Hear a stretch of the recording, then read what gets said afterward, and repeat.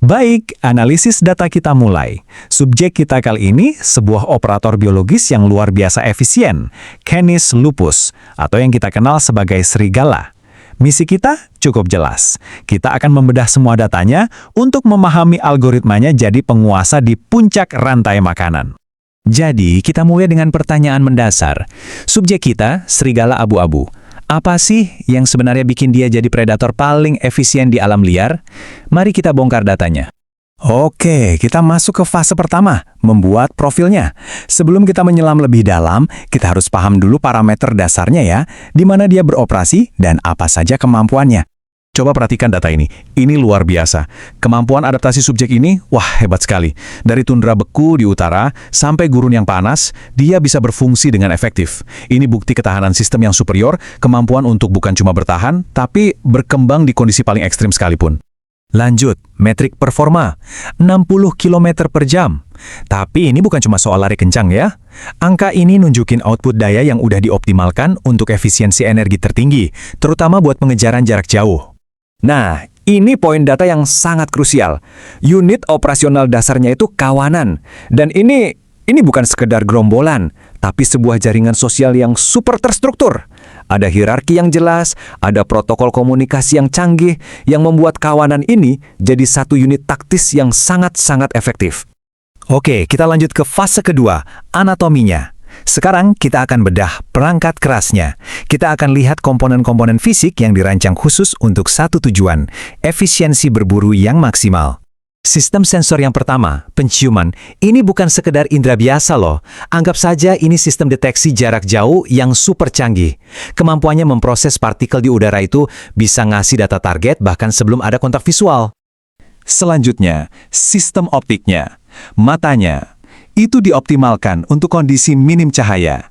Jelas ini memberikannya keuntungan taktis yang luar biasa, terutama pas fajar atau senja.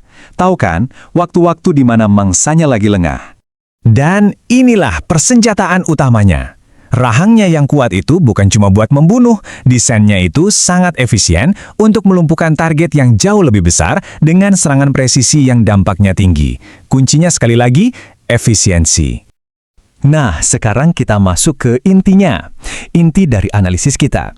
Kita akan membedah metodologi perburuan mereka yang melibatkan banyak agen. Disinilah kita akan mengurai algoritma kecerdasan kolektif dan strategi adaptif mereka.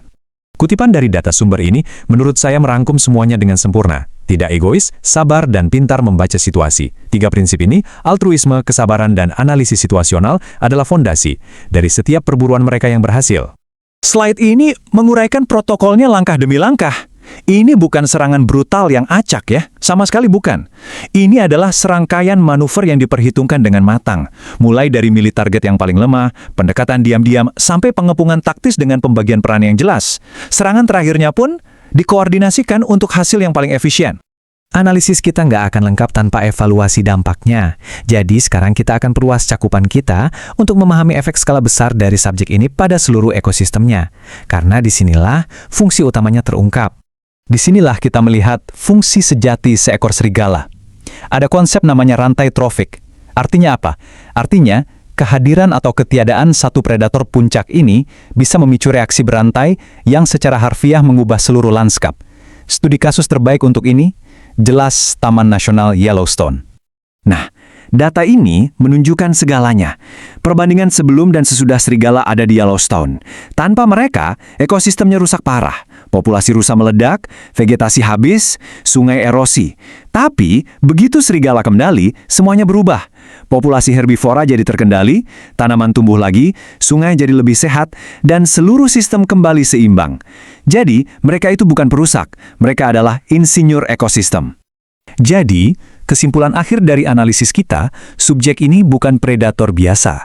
Dia adalah operator yang sangat cerdas, seorang ahli strategi yang sabar, dan yang paling penting, sebuah komponen krusial yang menjaga keseimbangan atau homeostasis dari sistem ekologisnya. Dan ini membawa kita pada pertanyaan penutup. Kita baru saja menganalisis sebuah algoritma alam yang disempurnakan lewat evolusi selama ribuan tahun. Nah, saat kita sekarang sibuk membangun kecerdasan buatan, muncul pertanyaan, strategi mana yang pada akhirnya akan terbukti lebih tangguh? Kode biologis atau kode mesin? Datanya masih belum lengkap untuk menjawab itu. Sampai sini sudah paham? Jadi kalau teman-teman ada yang mau ditanyakan, silahkan komen dan bantu channel ini menjadi lebih besar dan maju.